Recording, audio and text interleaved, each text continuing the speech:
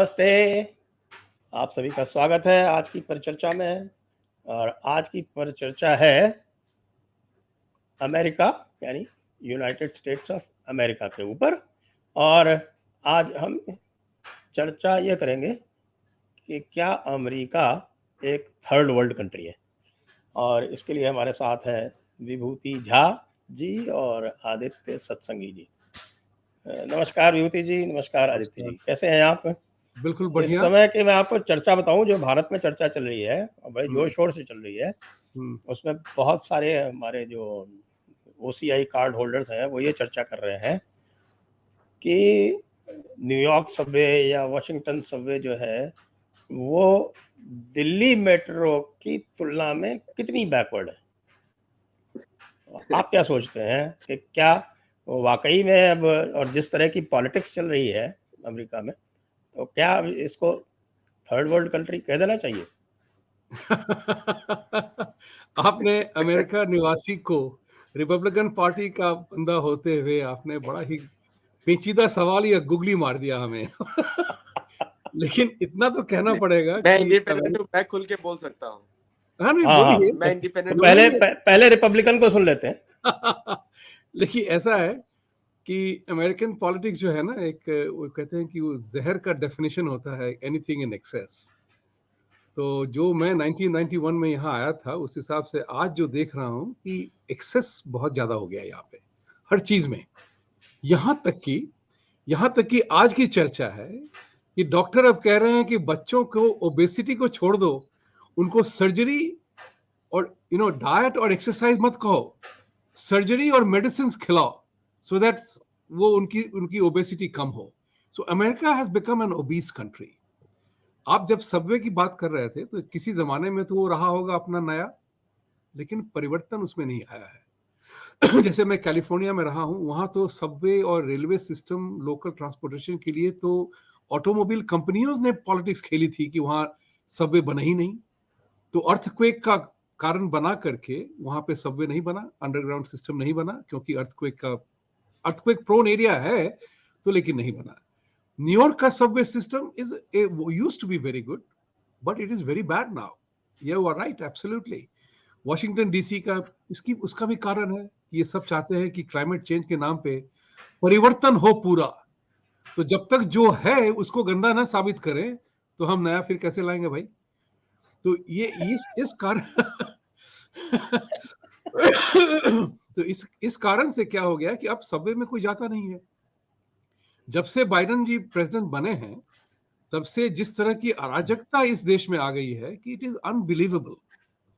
I mean, I'm saying this being in politics now as well as an outside observer. मैं बाहर से देख रहा हूँ इन चीजों को। ये देश वो देश नहीं रहा जो 1991 में मैं जब यहाँ आया था। तो यहाँ पे अराजकता अपने आप की है, और वो अराजकता है कि मेरा बंदा सही है, वो मर्डर करता भी है तो उसने गलती की होगी। और इसका एक हो गया है कि पॉलिटिकल डिवाइड जो है ना, बड़ा डीप हो गया है।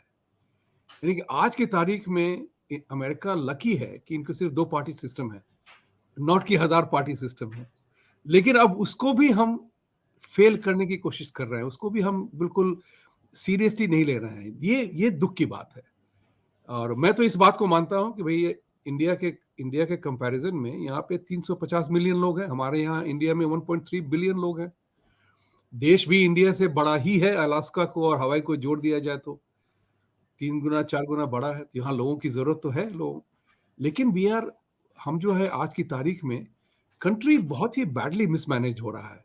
एक तरफ कह रहे हैं कि we are a law abiding country, और सारे के सारे मिलियंस ऑफ लोग आ रहे हैं लॉ तोड़ते हुए।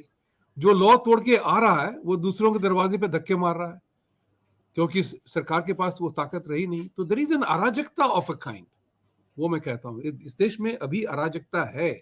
इसलिए मैंने पॉलिटिक्स में ज्वाइन किया कि पब्लिक सर्विस में कोई तो सवाल पूछे यार, कि हम 91 में यहां आए थे, उन दिनों से वॉर ऑन ड्रग, उसके बाद war on terror, comprehensive immigration reform, कोई नहीं कर रहा, बोल सब रहे हैं। तो मैंने ये सवाल पूछा था कि भाई ये हो क्यों नहीं रहा है। हम मार्स पे जा रहे हैं, इतने इधर उधर जा रहे हैं, टेक्नोलॉजी इतनी एडवांस हो गई, अब बेसिक मुद्दा हम नहीं सॉल्व कर रहे हैं। क्यों? कोई ना कोई कहीं ना कोई सही सवाल नहीं पूछ रहा है, या सही सवाल का उत्तर नहीं कोई ढूंढ रहा है। तो यू नो दिस ये बहुत जरूरी है। और you are right, we are heading towards an अराजकता ऑफ अ काइंड की जो मैंने पहले कभी देखा नहीं था। ये बात सही है। अब हम थर्ड आदित्य वर्ल्ड कंट्री नहीं बना है अभी तक लेकिन हम हम अग्रसर हैं उसी तरफ। आदित्य जी का निष्पक्ष मत ले लेते हैं, क्योंकि आदित्य जी किसी पार्टी से संबंधित नहीं है। तो वो आदित्य जी हमें निष्पक्ष बताएंगे नहीं है, लेकिन वो बड़ा घातक वार करेंगे। इसलिए हम उनका मत ले लेते हैं। ले लीजिए।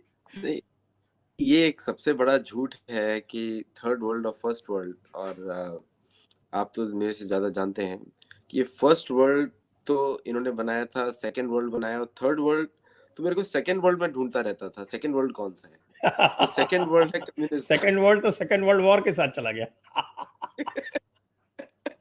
तो अगर फर्स्ट सेकंड थर्ड में सेकंड कैसे भूल गए, ये मेरे को समझ में नहीं आया कभी भी।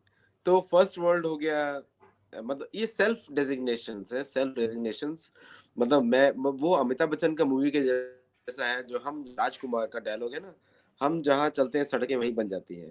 तो ये वो वाला सिस्टम है कि ये खुद को ही सेल्फ डिक्लेयर कर दिया हम फर्स्ट वर्ल्ड है, और किसी को डिक्लेयर कर दिया थर्ड वर्ल्ड है। बड़ा आश्चर्य की बात यह है, मैंने अपनी पुस्तक में भी लिखा है कि अमेरिका का नॉर्दर्न बॉर्डर पे कनाडा है और वो डेवलप्ड कंट्री है, लेकिन अमेरिका के सदर्न बॉर्डर पे जितने भी हैं सब अंडर डेवलप्ड कंट्रीज हैं।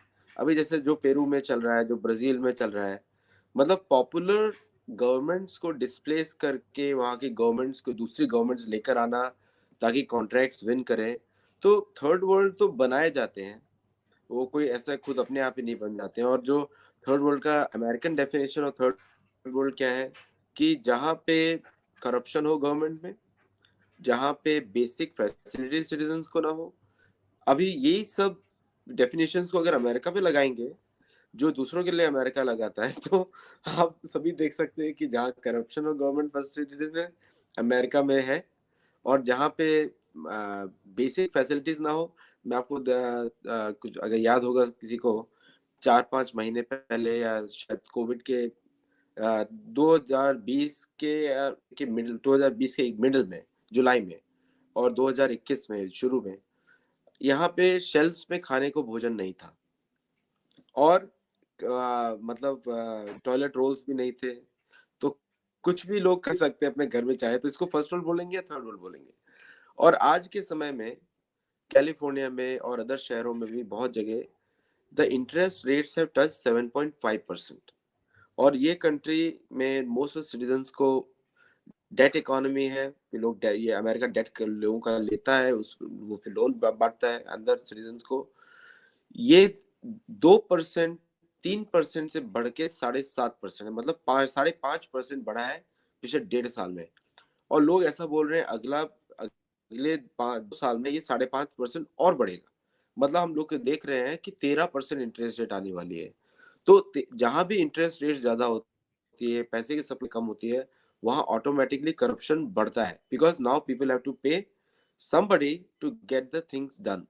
तो अमेरिका अपनी ही डेफिनेशन के अनुसार, भारत तो किसी को थर्ड वर्ल्ड बुलाता नहीं है, भारत तो बोलता है हम थर्ड वर्ल्ड है। हम लोग तो खुद ही भारत बोलते हैं, लेकिन अपनी डेफिनेशंस बनाने के लिए इन्होंने डेजिग्नेशन बनाया। बट कर्मा सबको लगता है, तो अभी खुद को ही अगर वो डेफिनेशन लगाएंगे तो प्रूव हो जाएगा कि थर्ड वर्ल्ड है।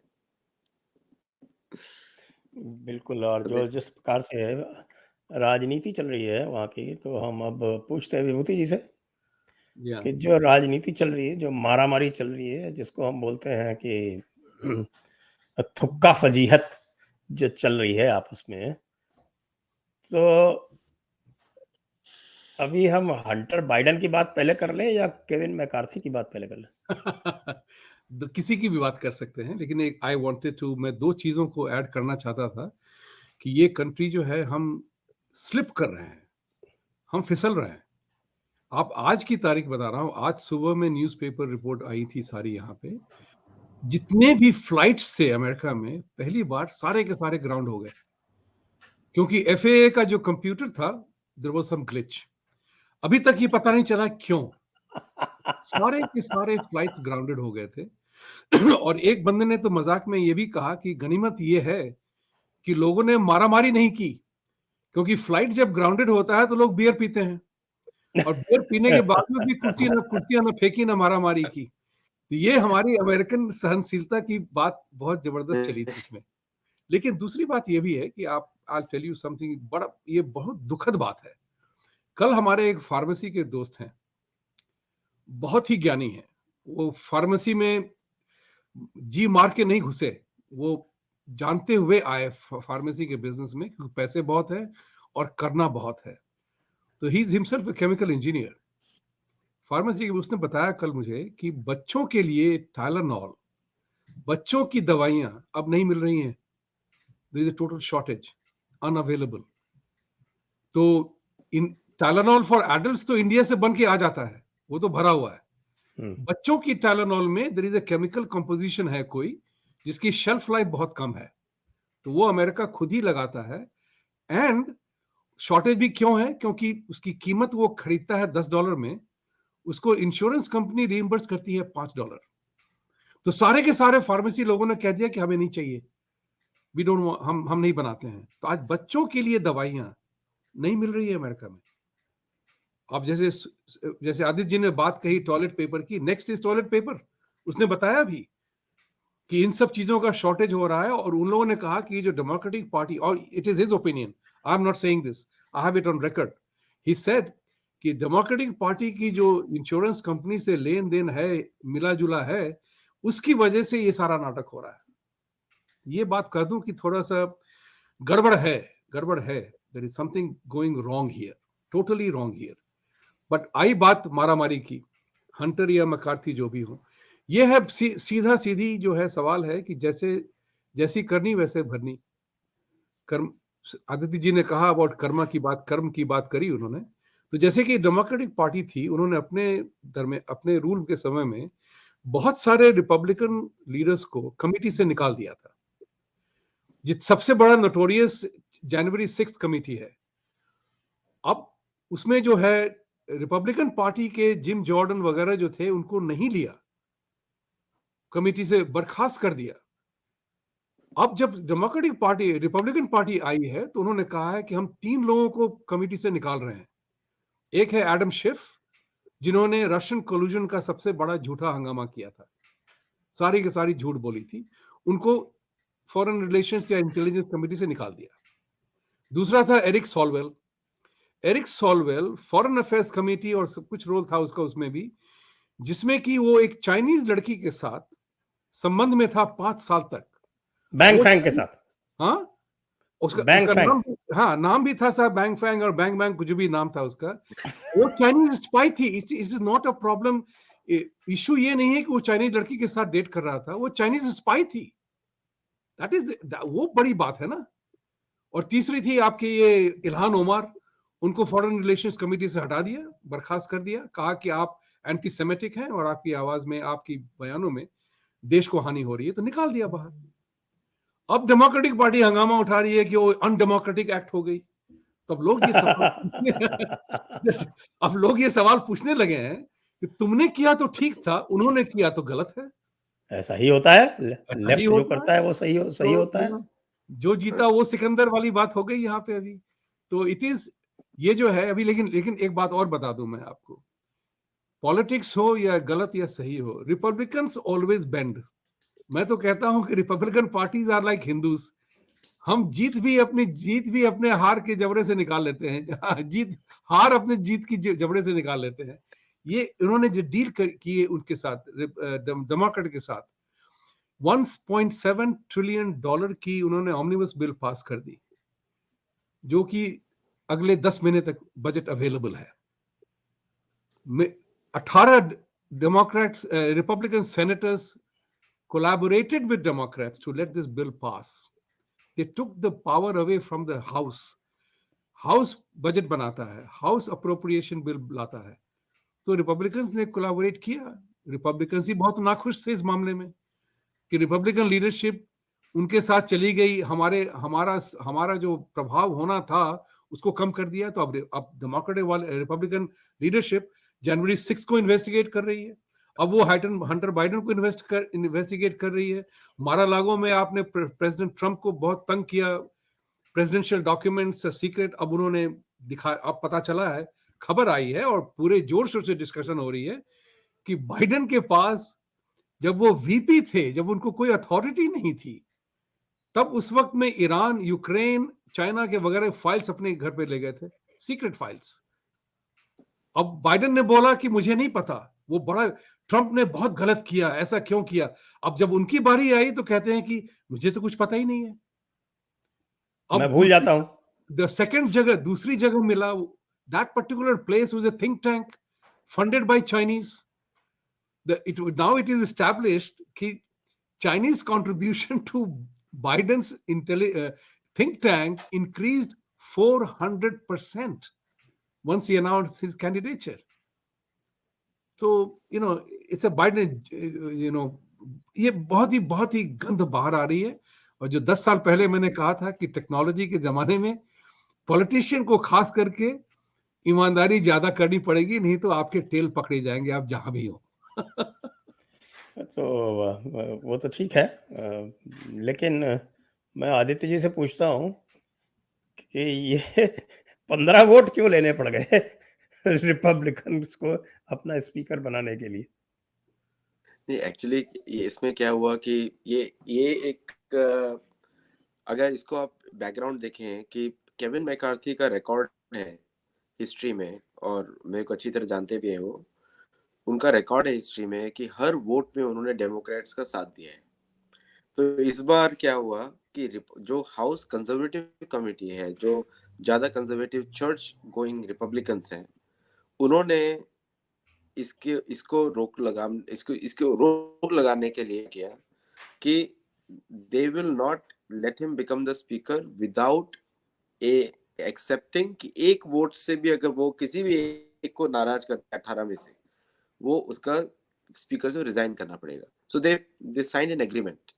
उसका एक मेन रीजन था, सबसे पहले जो इसमें दो फैक्टर्स इन्वॉल्व है।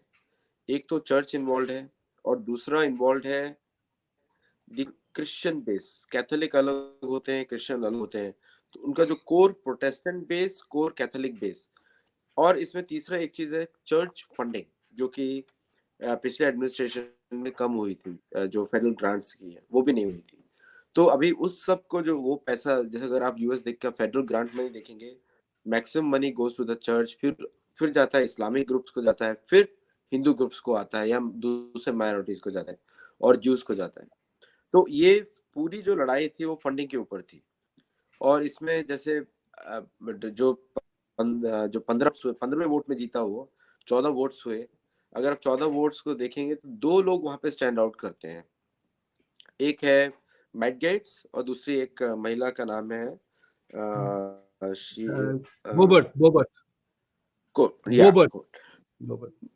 तो these are the two people who stood back. लेकिन उसमें और डिफेंस अप्रोप्रिएशन बिल, अभी रिपब्लिकन्स चाहते हैं कि डिफेंस को का स्पेंडिंग इंक्रीज किया जाए, और डेमोक्रेट्स वर आल्सो इंक्रीजिंग। अभी यहाँ पे दोनों एक साथ मिल रहे हैं। तो एक तरीके से ऑन सम थिंग्स सब यूनानिमस है, on some things they are fighting. लेकिन जो स्पीकर के लिए केविन मैकार्थी को फाइट दिया वो इसी रीजन के लिए दिया कि they wanted Kevin to not side with the Democrats on key bills later on. और केविन ने साइन किया, उसको करना ही पड़ा, नहीं तो उसको प्रॉब्लम होती वहां पे। शायद उसको जो 16th या 17th वोट होता तो शायद नहीं बन पाता वो। लेकिन अगर आप डेमोक्रेट्स का देखें इलेक्शन का, डेमोक्रेट्स का जो कमिटी रूल्स कमिटी है, डेमोक्रेट्स का rules committee were purely based on funding. मतलब जहां से जिसने ज्यादा डोनेशन रेज किया उसके लिए कमिटी है।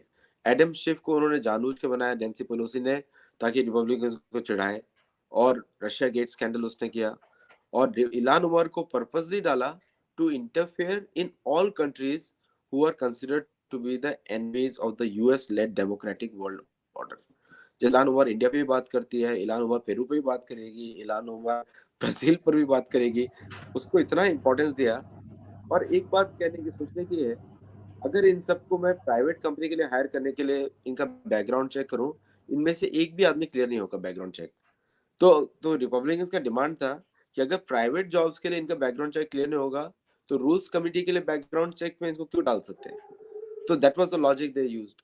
तो इस मेरे हिसाब से जो भी किया मैट गेट्स ने, मैं मैट गेट्स को शायद हीरो मानूं इस एरिया में, कि at least somewhere the sanity will be restored in the house, कि जहां पे the speaker of the opposition, या ऐसा नहीं हो कि जो सेनेट का माइनॉरिटी लीडर है वैसा वो तो हर एरिया में डेमोक्रेट के साथ कोऑपरेट करता है, ऐसा ना हो कि कांग्रेस का majority Republican leader should also start doing the same thing.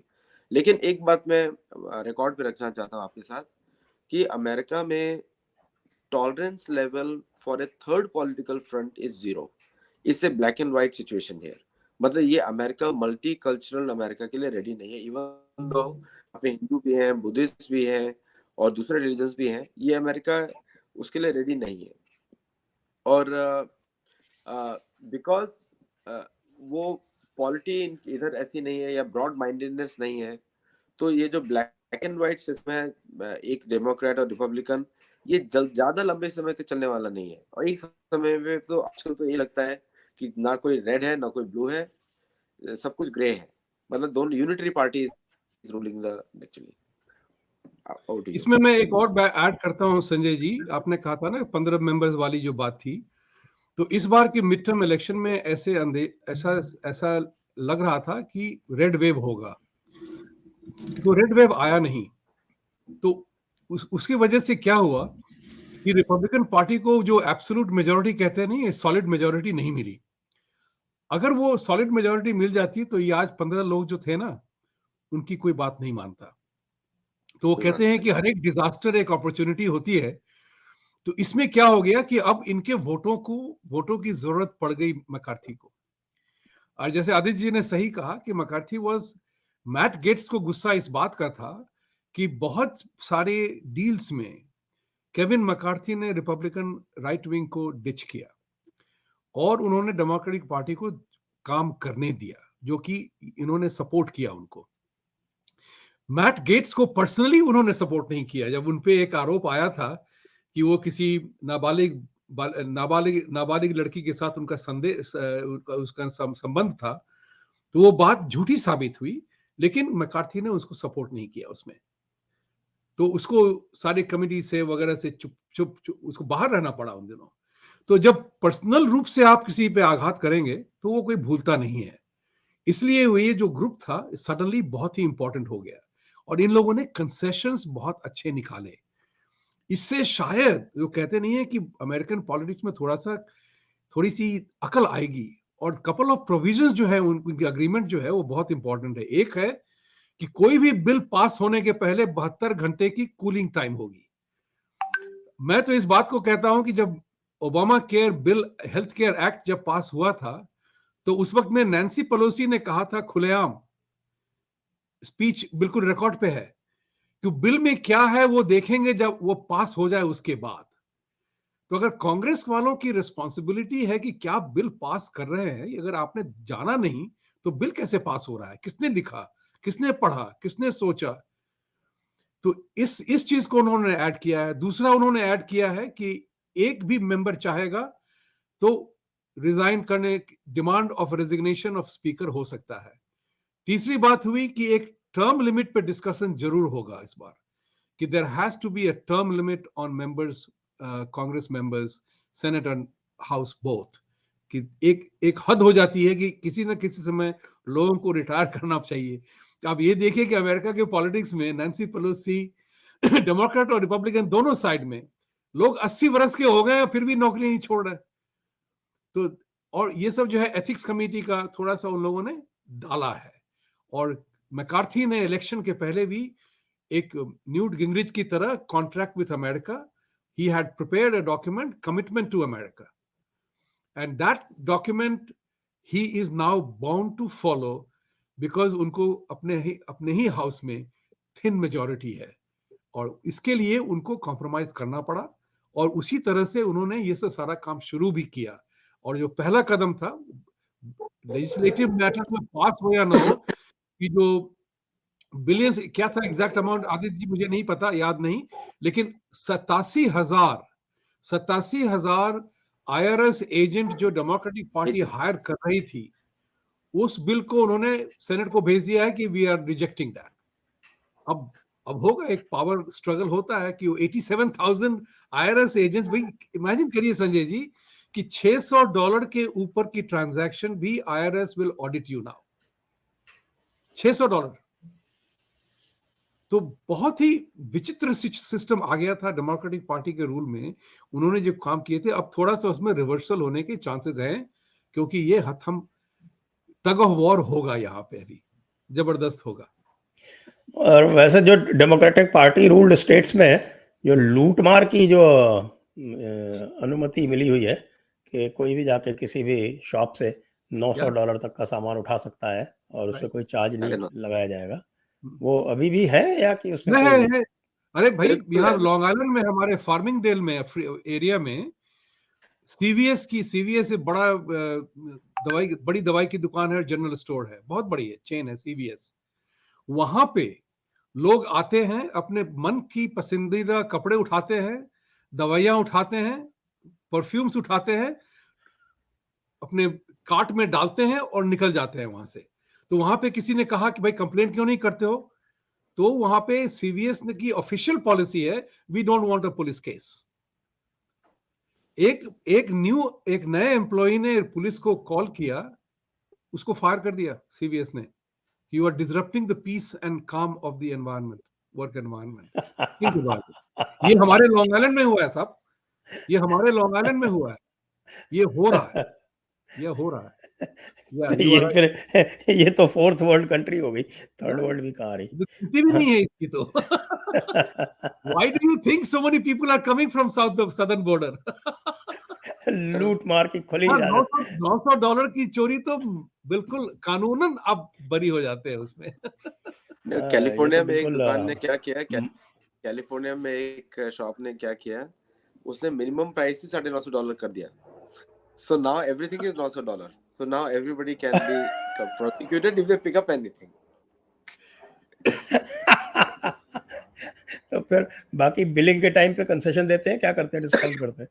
हाँ, बिलिंग टाइम में 90% डिस्काउंट, 100%, 10% डिस्काउंट, लाइक तुम कहते होंगे ऐसा। So एक बात बताओ आदित्य जी, बिटवीन कैलिफोर्निया और न्यूयॉर्क के बीच में किस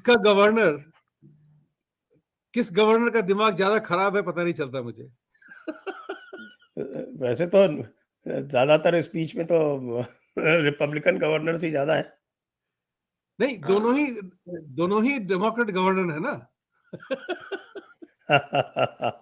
अच्छा, हाँ जो बड़े जो है आपके, करेक्ट, दोनों ही।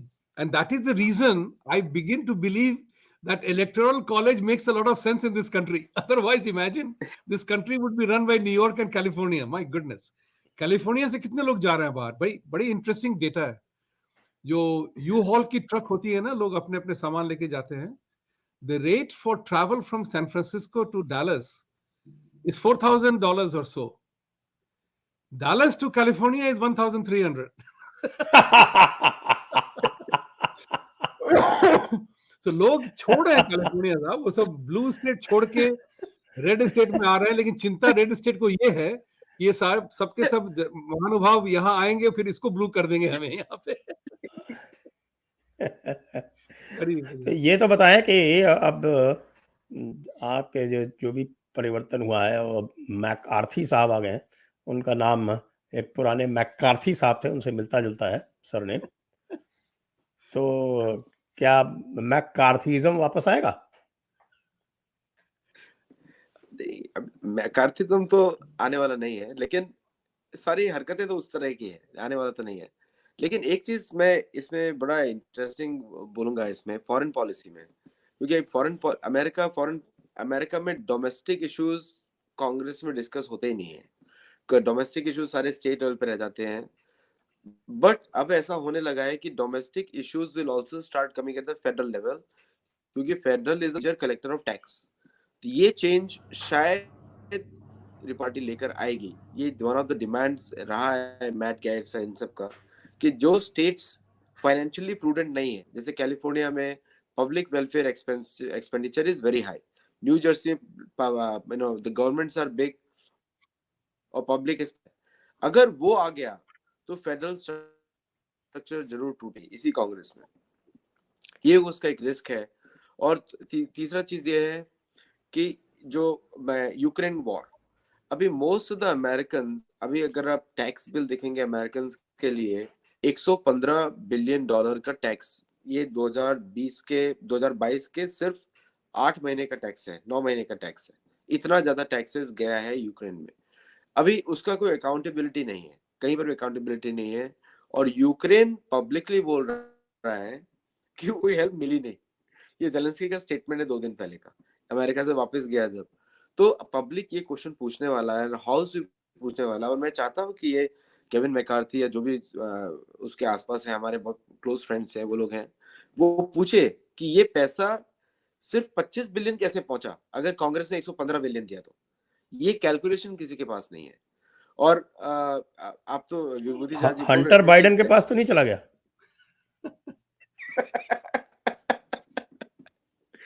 पहुंचा Hunter होगा, was hunting for एक it. कट तो पहुंचा होगा, लेकिन वो हंटर बाइडन का केस बड़ा बड़ा अजीब सा है। अभी बहुत सारा फाइल्स है जो विभूति झा ने बोला, लेकिन ये जो बिजनेस डीलिंग था यूक्रेनियन बायोलैब्स का हंटर के through, that is a serious issue, that is draining the swamp. और जो अफगानिस्तान का जो विड्रॉल इशू है, और उसके साथ what all the things were left behind, वो भी एक मेजर इशू है, और क्यों छोड़े गए। And there are so many fake attacks done by the American troops, जहां पे ट्रूप्स इन्वॉल्व नहीं है लेकिन on the bills are there. All these issues are actually coming in fore. मैं चाहता हूं कि I am it will be very interesting to see कि मैट गेट्स और ये लोग जिन्होंने भी केविन मैकार्थी को अकाउंटेबल होल्ड किया इस बार, they will be able to go through each one of those issues, because if they don't go through those issues then their entire opposition to speakership was futile. जी, मैं लेता हूँ विभूति जी को, आप muted हैं, उसको खोल लें थोड़ा सा, कि फॉरेन पॉलिसी में क्या करने वाले हैं, ये जो चेंज हुआ है उसमें क्या कोई ये जो यूक्रेन वॉर के कारण पूरा अमेरिका त्रस्त है महंगाई से और इन्फ्लेशन से, और पूरी एक तरह से इनकी जो इकोनॉमी जो है वो जा रही है डाउन अंडर तो ये सब जो है, ये चेंज ऑफ इक्वेशन से इससे क्या होने वाला है? ये बहुत ही Actually, ये इम्पोर्टेंट चीज है। हाँ, आप बोलिए बोलिए बोलिए Aditya ji, go ahead. see, so Ukraine war ये एक तरह से पायरिक वॉर, ये अभी एक क्या हो गया, एक ईगो का स्टेटमेंट हो गया, रशिया जीतना नहीं चाहिए किसी भी हालत में, ये कोल्ड वॉर मेंटालिटी आ गया है, जैसे बचपन से सिखाया गया रशियंस आर कमिंग 1970s में। ये जो 1970s की जनरेशन है जो रशिया के डर से बैठाई गई थी, वो आज भी रूल कर रही है। They are the ones who are actually funding the Republican as well as Democrat party. They American politicians एक तरीके से पूरा कटे हुए हैं कि रेगुलर अमेरिकन को तो कुछ पड़ा ही नहीं है। कैलिफोर्निया में तो लोग अब जॉब भी मांगना बंद कर दिया लोगों ने, उनको लगता है जॉब मिलेगा भी नहीं, तो लोग अपना सर्फिंग कर रहे हैं 24 घंटा। तो द पॉइंट इज कि जो नया जनरेशन है उससे पूरा डिस्कनेक्टेड है। जो भी नया Republican majority of the Congress है, मेरे हिसाब से क्या करेंगे ये लोग, सबसे पहले ये लोग, अभी इन्होंने ट्रूप्स इंक्रीज किए पोलैंड में, और मेरा ऐसा 100% मानना है कि they are going to escalate the conflict in Ukraine. इन लोगों को क्योंकि रशियन तेल तो ऑलरेडी मिल रहा है, और कौन सप्लाई कर रहा है? भारत। तो भारत इनको सप्लाई कर रहा है रिफाइन कर करके, तो Russian oil they are getting, keeping the prices low. तो now they have got a way to get the Russian oil at the same time continue the war. और रशिया को भी पैसा मिल रहा है because they are earning the money. So the only people who are getting man power loss है वो Russians को हो रहा है और यूक्रेनियंस को हो रहा है, और is going to see more intensity. मुझे ये भी डर है कि शायद न्यूक्लियर कॉन्फ्लिक्ट हो भी सकता है, क्योंकि कोई भी, they are not budging anyone. और रशिया भी डिप्लॉय कर चुका है सारे अपने न्यूक्लियर एसेट्स, और यह डिप्लॉय करने वाला है सारमाट मिसाइल। लेकिन अमेरिकन की तरफ से मैं ये नहीं देख रहा हूँ कि कोई पीस की तरफ आगे आए, because everyone is looking for somebody third party, maybe Modi ji comes in the middle and says, okay, chalo, let's talk. Nuclear war is not good. Vibhuti ji, sorry. Please. नहीं, बात सही है, आपका जो सोचना है तो सही डायरेक्शन में जा रहे हैं आप, लेकिन एक बात और भी है इसमें कि मेरा मत है कि अफगानिस्तान से जिस तरह से अमेरिका भागा था, ऐसे भागा था, उसकी इन्वेस्टिगेशन होगी। इतनी जल्दी से दुम दबा करके बाइडेन ने जो ऑर्डर दिए थे निकलने के लिए वहां से, अब ये यूक्रेन एक सर छुपाने वाली बात हो गई है। और चूंकि ये बाइडेन की सारी करामात हैं, उनके एडमिनिस्ट्रेशन के समय में हुआ है, तो रिपब्लिकन्स को इंटरेस्ट नहीं है यूक्रेन में वॉर करने का अब एनीमोर। क्योंकि अब जो क्या हो गया है कि ये जो है रिपब्लिकन्स इकोनॉमी में ज्यादा फोकस करते हैं ना, वो एंटी टैक्स हैं। एंड आपने जैसे सही बताया था कि Ukraine is a tax on burden on American people, है कि नहीं? तो अब जो है इनको जो है अगर 2024 में जीतना है प्रेसिडेंशियल इलेक्शन और ये, तो यूक्रेन से मुंह उतारना पड़ेगा। अब डेमोक्रेसी की जो बकबक थी वो जरूरत से ज्यादा हो गई है। यूक्रेन तो पस्त हो गया बिल्कुल। यूक्रेन तो अब कोई वहां कुछ है नहीं, उसको सब अबैंडन करेंगे उसको। 20 मिलियन लोग, जो 5 मिलियन तो उसके रिफ्यूजी हो ही चुके हैं। तो ये हो गया कि अब यूक्रेन को जाने दो। एसेंशियल सैक्रिफाइस जो कहते हैं वो हो गया, सो हो गया। There will be a peace treaty, there will be a negotiation. मैं इस बात को मानता हूं, चाहे मोदी करें या जो भी आए, आई होप।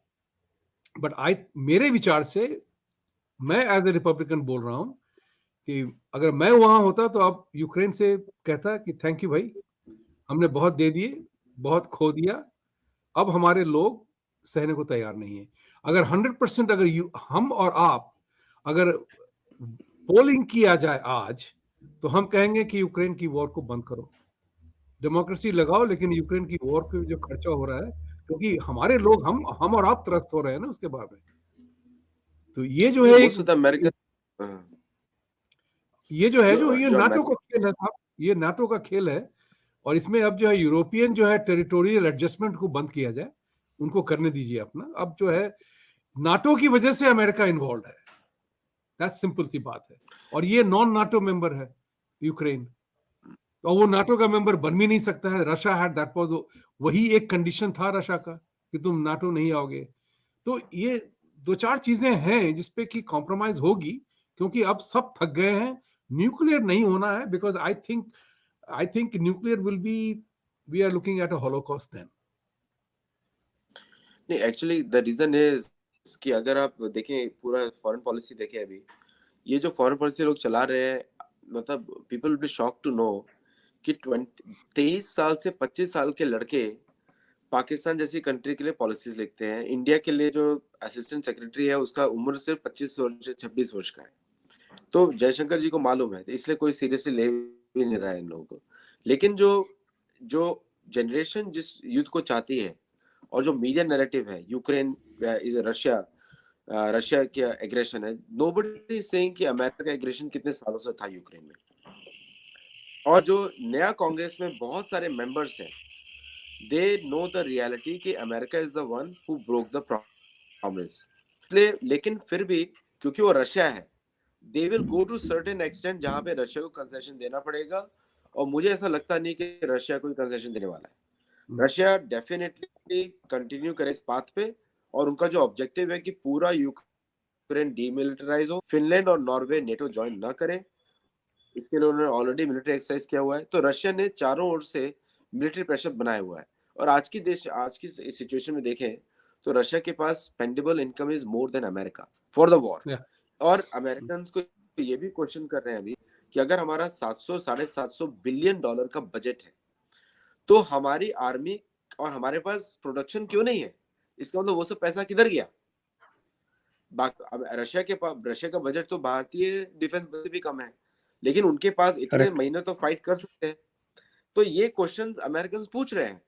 और मैं आपको बताऊं, ये जो towards independent is becoming a movement in America, क्योंकि majority of the Americans don't trust the Republicans और द डेमोक्रेट्स, क्योंकि ये लोग को ये दोनों के दोनों किसी न किसी लॉबी के साथ इन्वॉल्व है, कोई फार्मा के साथ इन्वॉल्व है, कोई डिफेंस के साथ इन्वॉल्व है। तो ये जो बेसिक क्वेश्चंस हैं, ये जो फॉरेन पॉलिसी की ओर गाइड करते हैं, और जो पुराना जो नैरेटिव है कि America peace maker, the police, policeman. अभी मैं बड़ा इंटरेस्टिंग थिंग्स देख रहा था, पाकिस्तान में इन्होंने रिक्शे वाले मार दिए स्कूल में बॉम्बार्डमेंट करके। अभी उस पे बोला कि हमने अलकायदा मार दिया है, तो people are going to question that, the house is going to question that. अगर अगर तो फॉरेन पॉलिसी में फिर बचा क्या अमेरिका का?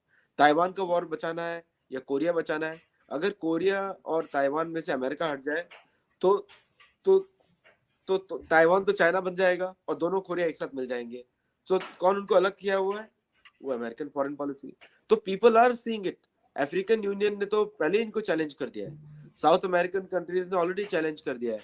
इनफैक्ट ओबामा का स्टेटमेंट पेरू के ऊपर कि जो वहां पे जो प्रेसिडेंट था वो लव्ड बाय द नेटिव पेरुवियंस, जो वहां पे नॉन पेरुवियंस है, ओरिजिनल पेरुवियंस है, उसको गवर्नमेंट को हटवाया गया। तो people are unhappy over there in South America. Many presidents did not come on Biden's invitation to come to America. तो दिस इज द रियलिटी। और जो अभी न्यू कांग्रेस में मेरे को ऐसा लगता है फॉरेन पॉलिसी में ये जो सैनिटी चेक नहीं आने वाला है, बिकॉज जो रिपब्लिकन्स हैं they are desensitized with the foreign policy. उनको समझ में नहीं आता फॉरेन पॉलिसी। इससे इनको चर्च का डोनेशन चाहिए, फेडरल मनी चाहिए, और इससे फॉरेन पॉलिसी का कुछ इनको आइडिया नहीं है। जिनको फॉरेन पॉलिसी का आइडिया है वो लोग गवर्नमेंट में है ही नहीं। जैसे कि फॉर एग्जांपल जो ट्रम्प के जो वो थे ना, ट्रम्प का जो स्टेट सेक्रेटरी थे Mike Pompeo, he was an excellent man.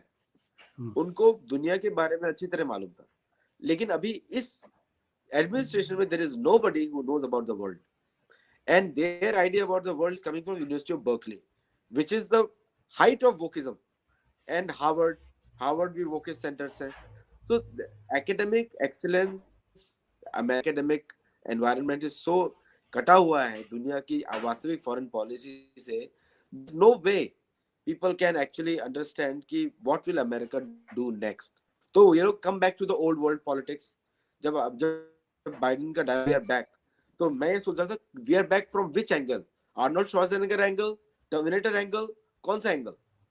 सो तो बैक का मतलब क्या हुआ? Equate Pakistan and India, equate Taiwan and China, means again create the rifts. World has moved over. लोगों को समझ में आता है, but only thing is there are, जब तक डॉलर यूज होगा तब तक सब लोग चुप है। That is another story. ये जब तक डॉलर यूज होगा। लेकिन आपको लगता है कि अगर अमेरिका ने अपने कदम वापस नहीं खींचे तो एक बड़ा करेंसी रिफॉर्म हो सकता है और डॉलर की मोनोपोली खत्म हो सकती है? बिल्कुल हो सकता है, बिल्कुल हो सकता है कि उसका कारण ये भी है कि अब दुनिया भर में लोग थके हुए हैं डॉलर के बोझ में, I will put it that way. और जितने सारे सैंक्शंस रेजीम कर रहे हैं ये, जब मर्जी आई तब सैंक्शन कर दिया, जब मर्जी आई नोट प्रिंट कर दिया। तो अकाउंटेबिलिटी की जहां तक बात है वो अमेरिका को सहना पड़ेगा। और आदित्य जी ने कहा फॉरेन पॉलिसी की बात जहां तक है, जिसकी लाठी उसकी भैंस अभी भी चलती है। सारी सोफिस्टिकेशन के बावजूद एक कहते हैं कि जिसकी लाठी उसकी भैंस, वो हमेशा सच है, वो हमेशा सच रहेगा। And that's the story of the foreign policy part of it. They will indulge in, but there's a very important part. Dollar is strengthening, but with Aditya ji will know, if I don't know whether he feels it or not, but dollar's purchasing power in the US is falling. That is something which is amazing. I don't understand. Dollar is strengthening, but dollar's purchasing power in the US is declining. So we are paying more money for a stronger currency to fund things which are outside the country. Now everybody is asking why, and that's वो जो है एक बहुत ही essential चीज है। ये de-dollarization and the countries जो है अपना अपना सोच रहे हैं, ये होगा। अब मेरा तो पूरा विश्वास है कि न्यू वर्ल्ड ऑर्डर जब आएगा तो वो क्लाइमेट चेंज की वजह से नहीं आएगा, वो डॉलर की वजह से आएगा, और pegging of the currency to gold standard में फिर आने वाला है उससे। तो Karl Klaus World Economic Forum के जो भी चाहते हो, climate is just a tool, is just a bahana to do something, in my opinion. And I think climate change will be a new world order. Biden push कर रहे हैं, लेकिन ये एक बड़ी इंटरेस्टिंग बात है बाइडन फाइल्स के बारे में. ये पूरे जगह में ये बात भी चल रही है कि ये डिस्क्लोज सडनली कैसे हुआ. ये इस बात की जानकारी कि उनकी फाइल्स उनके कब्जे में थी, उनके इंटेलिजेंस उनके स्टडी सेंटर में थी, ये सब मिड टर्म इलेक्शन के पहले ही मालूम हो गया था. लेकिन खुलासा अब क्यों हो रहा है? तो एक स्कूल ऑफ थॉट ये भी है, संजय जी कहते हैं कि बाइडन जो था सेकंड इलेक्शन नहीं लड़ने वाला था. जब से उन्होंने ऐलान किया है कि इंटेंशन डिक्लेयर किया है कि वो 2024 का इलेक्शन लड़ेंगे, तो उनके खिलाफ में ये सब बातें आने लगी हैं, क्योंकि द एस्टैब्लिशमेंट और द पावर्स दैट बी नहीं चाहते हैं कि ये बने, क्योंकि ये हारेंगे इलेक्शन निश्चित, ये जीतने वाले नहीं हैं. तो अब जो जिन्होंने इनको सपोर्ट दिया था वो नहीं चाहते हैं कि ये इलेक्शन दोबारा लड़ें, इसलिए उनके बारे में भी खुलासा. और यहां तक कि दिस इज बड़ी सोचने वाली बात है कि CNN, MSNBC all are talking about Biden files. They have not spared him on that. That's a very interesting development है इस मामले में, कि बाइडन को अब जो है शायद विश्वस्त ग्रुप्स जो है अब वो उस तरह से सपोर्ट नहीं कर रहे हैं जिस तरह से उन्हें बचाते, इनके पीछे खड़े होते. जी, अंत में डीडॉलराइज. हाँ, आप बोले. एक चीज बोलूंगा, डीडॉलराइजेशन तो रियलिटी है, that everyone America has to accept it. और मेरे हिसाब से अमेरिकन फॉरेन पॉलिसी एक तरीके से जो डीप स्टेट है already has made up the mind to be dedollarized for dedollarization. उसका पर्पस ये है कि इनको मालूम है कि इनका majority of revenues comes from Asia, not from Europe. और अगर यूरोप करेंसी वीक हो जाएगी और सिर्फ ब्रिक्स या अमेरिकन करेंसी बचेगी, तो फिर डीडॉलराइजेशन इज ए मस्ट, कि उसका वैल्यू मतलब एक दो ही करेंसीज बचे लेकिन यूरोपियन ना बचे. तो वहां पे that's where the America will maintain their wealth which is Europe, वहां से पैसा कमाएगा. दूसरा चीज पॉइंट ये है, एक उसके बाद मैं आपको दे दूंगा आप. तो स्यूक्स ट्राइब ने 1918 में, स्यूक्स के जो चीफ है, नेटिव अमेरिकन चीफ, उन्होंने एक यूरोपियन सेटलर को पूछा, what is the value of your paper for my land? My land is more valuable than your paper. So you are giving me a paper for my land, but my land is more valuable than your paper. Your paper can be burnt, but my land cannot be burnt. बड़ा सोचने वाला comment है वो. Native इनको बोला, European settlers को. वही इन्होंने पैसा, the biggest export of US has been that Americans ADRs, deposit receipts, उसमें पेपर बेचा है और लोगों का इन्वेस्टमेंट लिया है. आई विल गिव इट जी. मैं अंत में पूछ रहा हूँ कि ये जो कुछ भी इस समय अमेरिका में हो रहा है, पॉलिटिकल फ्रंट पे, इकोनॉमिक फ्रंट पे, फॉरेन रिलेशंस फ्रंट पे, भारत के लिए उसका अगले 2 वर्ष तक क्या इम्प्लीकेशन है? अगर देखेंगे तो डीडॉलराइजेशन का लीडर, एक्चुअल लीडर तो भारत ही है. Bharat is the one which has 35 countries में उसकी करेंसी यूज हो रही है यूपीआई के through. And I think India का एक्सेप्टेबिलिटी, मैं तो बहुत ही खुश हूँ प्राइम मिनिस्टर मोदी के आने के बाद, 2014 के बाद.